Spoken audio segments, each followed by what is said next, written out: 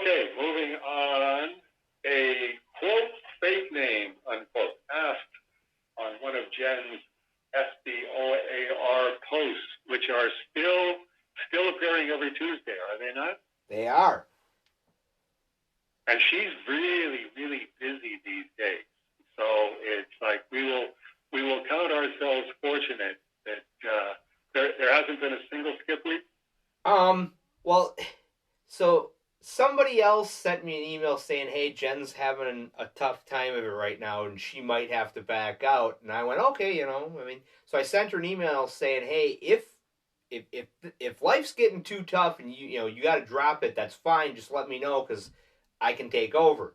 I'll just because right now what she's doing is she's putting up the big board part of the post where it's this is how much money raised, this is how close we are to the next unlocked page, uh, a brief update of where she's at with the ash cans, and then she's doing 6 pages from the book, in order, with a link to okay here, start here, here's all the posts so far, because okay. I'm still doing high society 5 years later because I've been doing it 6 pages at a time, and it's not regular. It's pretty much I just don't want to do anything else. Here's some high society, and if things are getting weird in service land, and there's lots of faxes or lots of updates, that it's when I think of it, I do it type thing, and I did it. It had been over a month since the last time I had put any high society pages, so I did them, and Jen went, "Oh, that's a great idea," and so she started doing from the beginning, page 1. This is the strange death of Alex Raymond, and so I said, "Hey, if you need to back out, I'll keep posting pages. Just you can send me the big board of where we're at for unlocking stuff." And she came back with, "No, actually, this is doing the blog post once a week is actually helping me keep my sanity, and I it might be late on a Tuesday, like 10 o'clock at night, but I will get one done every Tuesday." I'm like, "Oh, hey, if it's helping you process everything else that's going on, I'm not going to stop you." Right. Yeah, it's disconcerting, I think, for both you and I to be be in the category of the sanest part of somebody's life. How could either of us be the sanest part of somebody's life?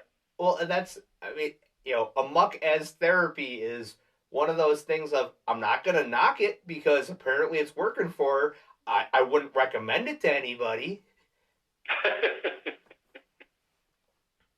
Yeah, you could get in trouble with the health department doing that. Anyway, a fake name writes, "I've been meaning to post this for a while, and I guess today's the day." And the day was March 6th. I want to make sure I understand what's going on with strange death of Alex Raymond.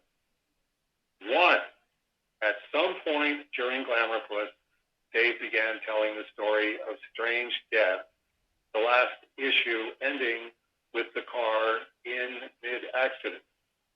Not 100% accurate. It ended with the Corvette heading for the tree, and we had the point of view of Alex Raymond's hands, the dashboard of the Corvette, Stan Drake's hands, and we can see the tree coming up ahead, and that's where it got left off.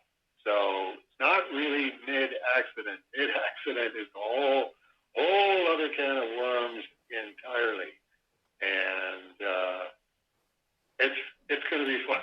It's going to be fun when I get there. Just flat out going, okay, and then this account says this, and then this account says this, and then this account says this.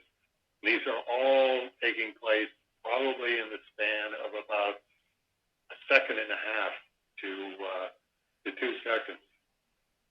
2, some point after this, he collaborates with Carson on bridging material, You Don't Know Jack, and then a hybrid strange death, where Carson takes over from Dave's last page of art, question mark in parentheses, and offers his own thoughts and conclusions on the material. I'm not going to comment on that. We're going to get all the way through this, and then we're going to get to Jen's reply, and then I will do whatever tweaking I can do to try and help the perceptions here.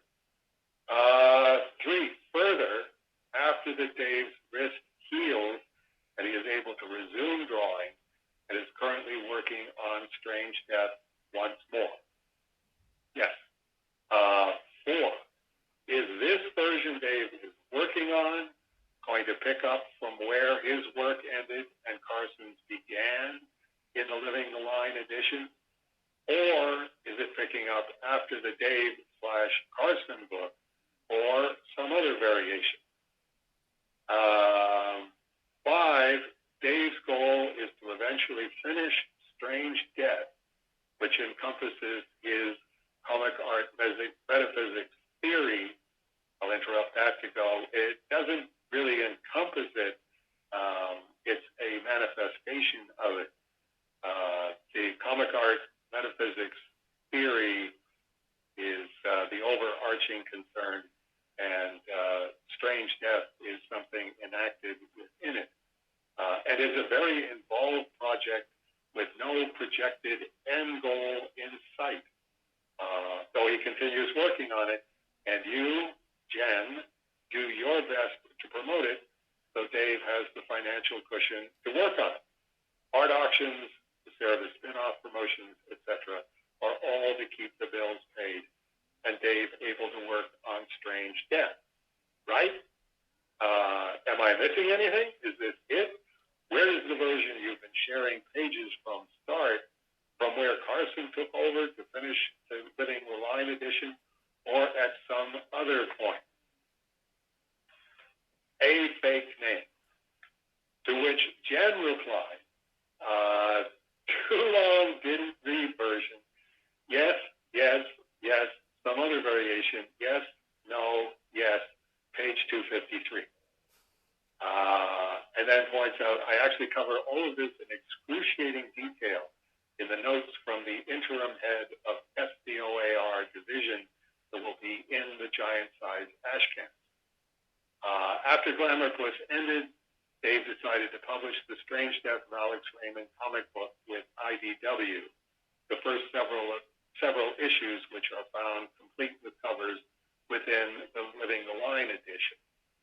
At some point later, IDW believed that a hardcover of Dave's work would be more appropriate, which is why the individual issue style faded away and the Living the Line version continued with more of a straight-up narrative broken down by increasingly lengthy parts.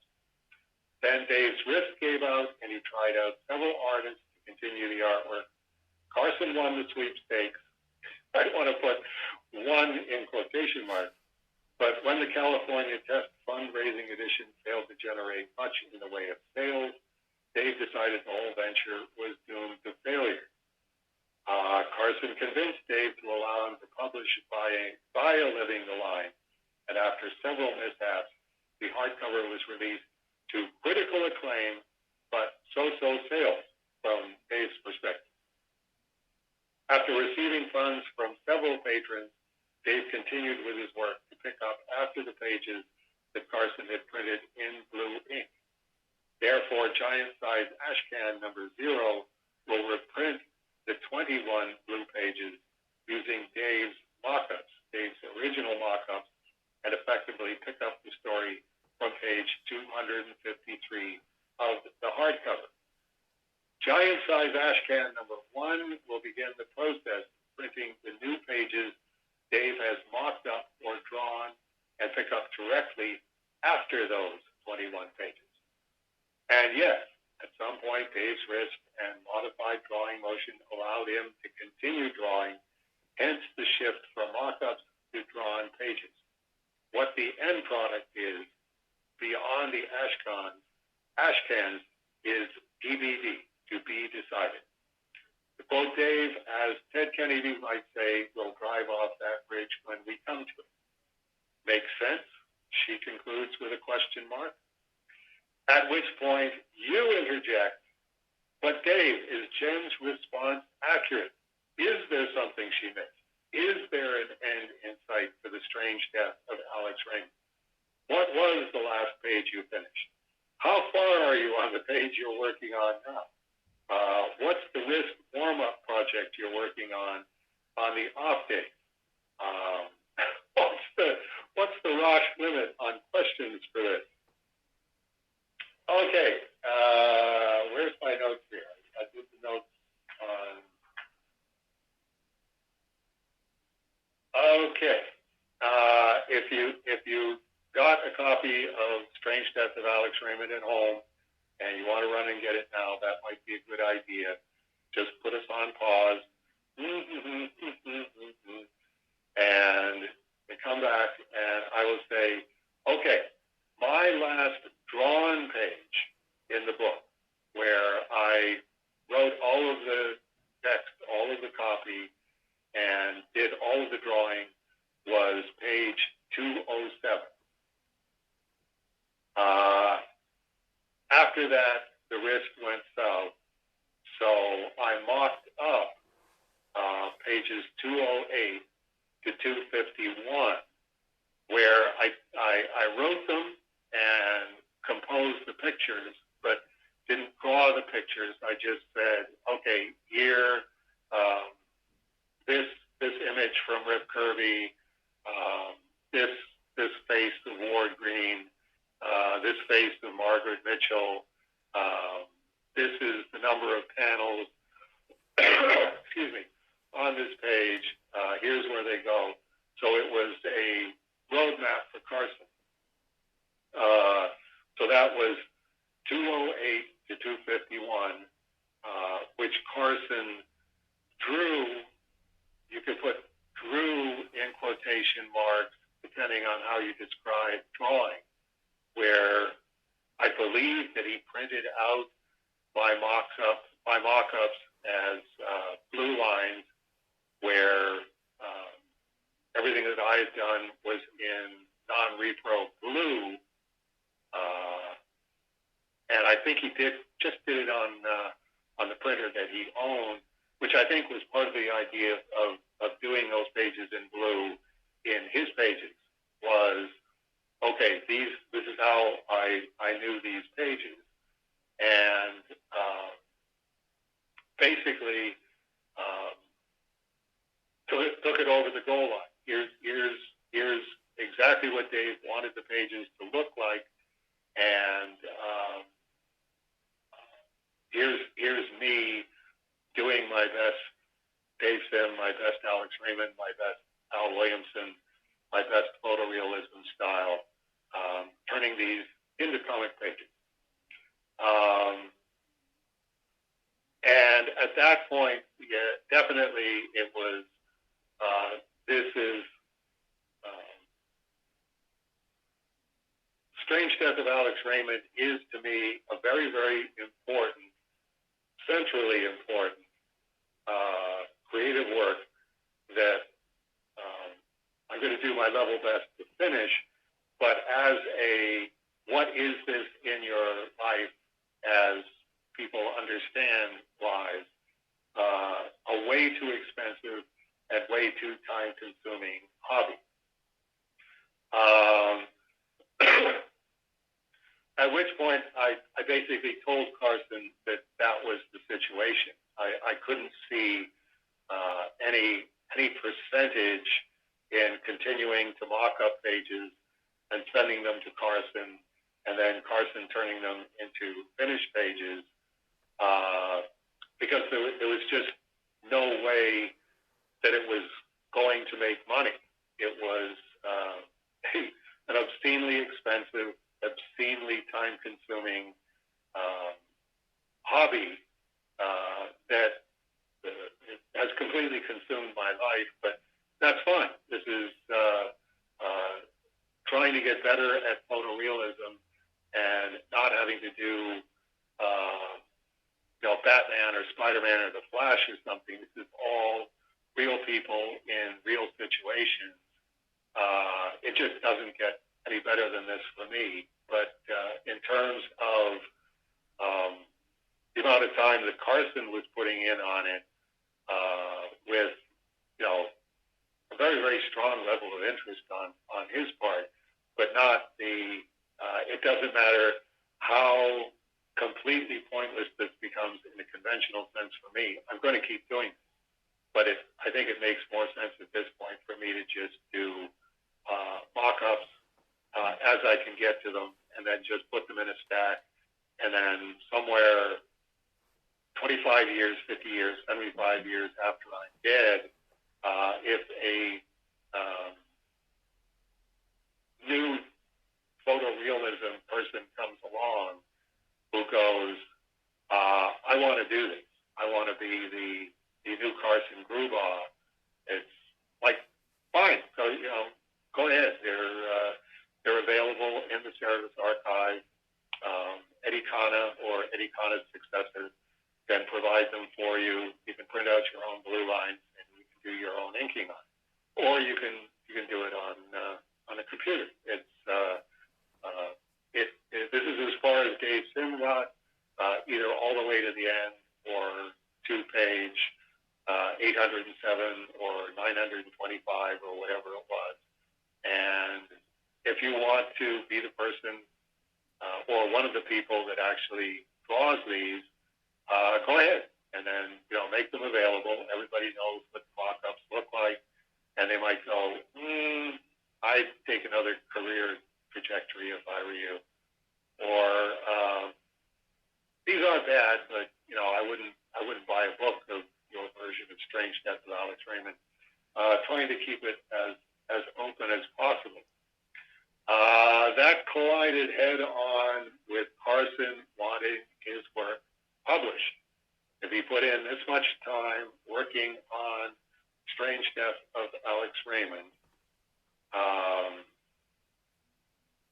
it wasn't enough for him to just have done it and go, okay, well, sorry that you didn't find out earlier that there's no way to make money at this. So we'll just go our separate ways. Carson wanted Strange Death of Alex Raymond to appear, and definitely is in the category of if I'm working on this book and I think this book is as good as I think this book is, and I'm a co-creator on it, I want it to go into mainstream bookstores. Like, I'm not going to be happy until I can walk into Barnes & Noble and go to their graphic novel section and go, there, that's me. That's my work participating on this, that has absolutely no resonance with me. It's like, the only place that this could possibly sell, even marginally, is in the comic book field. It's like I gave it the benefit of the doubt that, no, this is interesting. This is the nature of how reality works, and here's all this inexplicable stuff that falls in these God's clockwork mechanism pattern. And I think, again, somewhere up ahead, when people get over feminism and environmentalism and all that kind of stuff, and go, oh, wait a minute, this is a good point. This is actually how reality works. This is how it unfolds. This is the clockwork mechanism. That has absolutely no resonance with Carson. So consequently, the only compromise situation was to say, well, okay, Carson, as a participant on this book, a co-creator, you have a co-share in the book. You wrap it up as you see it as needing to be wrapped up. And then, Sean Robinson will publish it through Living the Line. You can do a mainstream bookstore deal. You can sell them through Diamond and find out that it's just not going to work and vanish without a trace. But I can understand that until that happens, until you actually see it happen, you're still going to hold out hope that this could have been, a really big Harry Potter kind of thing. We just had to see it through. So consequently, Carson did in Strange Death of Alex Raymond, the hardcover and the softcover, pages 254 to 303. Those are Carson doing his. This is how the Strange Death of Alex Raymond ends. It goes to page 250, 251, as Dave did it, and then I'm going to wrap the whole thing up in 254, pages 254 to 303. I kept doing mock-ups while that whole process was going on and trying to explain to people, no, that's Carson's version. I'm working on my version, and I'm doing mock-ups of the pages. I can't draw the pages. And that was and is pages 254 to 554, mock-ups by me. And kind of an obscure Jeff Tyler reference because that's 301 pages. So at that point, I went, okay, I'm doing this right up to the point where the next section is the many deaths of Margaret Mitchell. And I could possibly completely fry my wrist. It's not in the best possible shape, but I am at least going to start the many deaths of Margaret Mitchell. I might have to switch back to doing mock-ups, but until I do that, I'm gonna try drawing Strange Death of Alex Raymond again. So that was and is pages 555 through to. I should have checked this before I came upstairs. It's sitting right there on the wall. I'm about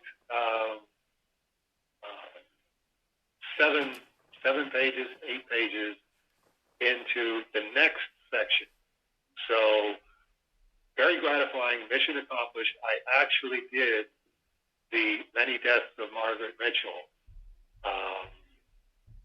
section, writing, pasting up, penciling and inking, and now I'm working on recoil, and the latest page that I'm working on is 596. And as you remember from much earlier in this Please Hold for Days Them, that's when my laptop died. So it's always something, as they say, as the expression used to go. But it's if I can get all of the archive done, and I'm very, very close to getting all of the archive done. Everything is exactly where it's supposed to be. Everything is labeled. Everything is in stay flats. At that point, when I do start doing Strange Death of Alex Raymond again, it will be the only thing that I work on, apart from cartoony stuff, where when I'm working on Strange Death of Alex Raymond, I get my shoulders and my neck all the way to the top of my scalp are clenched tight as a drum by the time I'm finished working that day, if I'm putting in a 12-hour day. And then if I do a Cerebus cover recreation, or I do a Kimbo cover for Steve Peters or something like that, it's like, this is so unpainful. Like this is just cartooning. This is just, it really doesn't matter if that line is 100% where it's supposed to be. It's a cartoon. If you recognize the character, that's it. That's we're doing fine. Same thing with the Akimbo covers. It's like I get to trace Frank Miller's Dark Knight cover and turn it into a Kimbo, and it only takes a couple of hours, and there's no tension in my shoulder, no tension in my neck. I am getting to the point where I can do Strange Death of Alex Raymond pages and go, chill. You know exactly what you're doing. Just keep in mind all of the different stages where this is what you need to do with photorealism, because it's far more exacting than cartooning. But it's still just drawing comics, and nobody's asking me to do an oil painting of the current prime minister that's going to be on a permanent exhibit in the Parliament building. It's like there's difficult, and then there's difficult in quotation marks. So that's the other notes that I put here. My last drawn page, when everything was mock-ups, was page 207, which had a lot of give because it was Zelda Fitzgerald, and there was a couple of little photorealism parts, but it was also doing ink versions of Zelda Fitzgerald's paintings, which are very, very avant-garde. So no one's going to go, that arm's a little longer than Zelda Fitzgerald had it. So that was the best I could do at the time. And then going, okay, if the wrist is like this, when I get to the many deaths of Margaret Mitchell, which, as I say, that was page 207, and I didn't know what the page was, but it was going to be page 555 was where the many deaths of Margaret Mitchell started. I'm never going to get through it. I got this page done. When I get to that point, I might get a page done there, 2 pages, 3 pages. So very, very gratifying. I did get the whole section of many deaths of Margaret Mitchell done. I hope that explains exactly where the situation is. So we're not going to talk about the 310 pages of mock-ups that you were hoping to get back to, but we're not going to think about that because it makes your wrist hurt just thinking about it. Yeah, it's one of those. I don't know if the wrist will give out again, and I have to go back to mock-ups, but definitely. I know exactly where I am in the story. I always know the next thing that I have to do for the next 5 or 6 pages, and there's little surprises where the digression into the monkey's paw. Then I fax Jen. Can you find me this, and this? On the internet, because I think this is a jigsaw puzzle piece. And son of a gun, it's definitely a jigsaw puzzle piece. But then the part I'm on right now, which is Ward Green suffering because he knows he's responsible, or he has engineered Margaret Mitchell's car accident that she's going to die from. And here's all of the things that he was doing in Rip Kirby leading up to that. And here's, he's really anguishing because nobody's going to charge him with killing Margaret Mitchell because it's all been done metaphorically and metaphysically. And nobody has any awareness of that.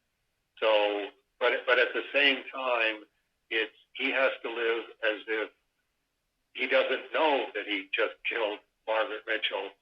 And now he has to figure out, how to undo a lot of his Sorcerer's Apprentice stuff, where he's already 6 weeks ahead on Rip Kirby so that Alex Raymond can draw it.